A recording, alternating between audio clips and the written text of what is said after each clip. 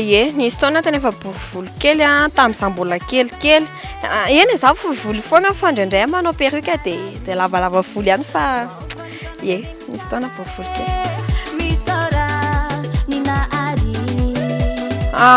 Za tsy dia mikarakara volo loatra fa ohatra fotsiny hoe isaky ny une fois par semaine manasa loha dia zay dia asiana shampoing sy masque dia ampiana menaka.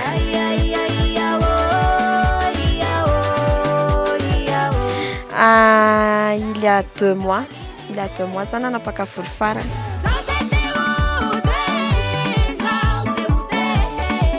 Hatramin'izay ohatran'izao ohatran'io hatreto amin'ny ino moa zany frazana ty atao akaikikaiky nono eto.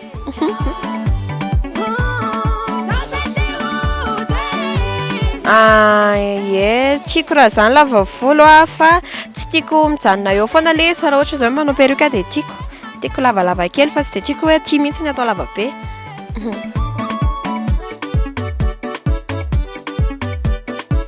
Tonga dia miadiko. Tsy possible mihitsy zany hoe sy to dia hanapaka voloko nefa raha zany moa misy zany dia miady.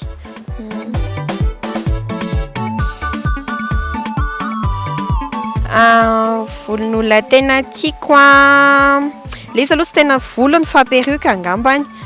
Vahiny pire vahiny izay izy. Nicki Minaj.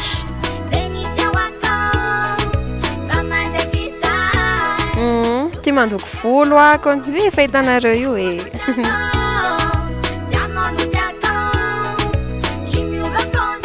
Lokom-bolo matetika tiako marron satin ina konkory zany gris cendré konko za tia dia blonde.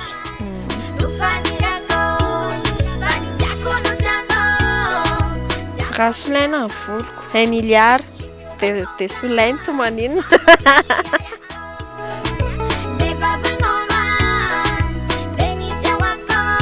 Ok, misaotra anareo nanasa Chantal eto fandarana dia bisous be.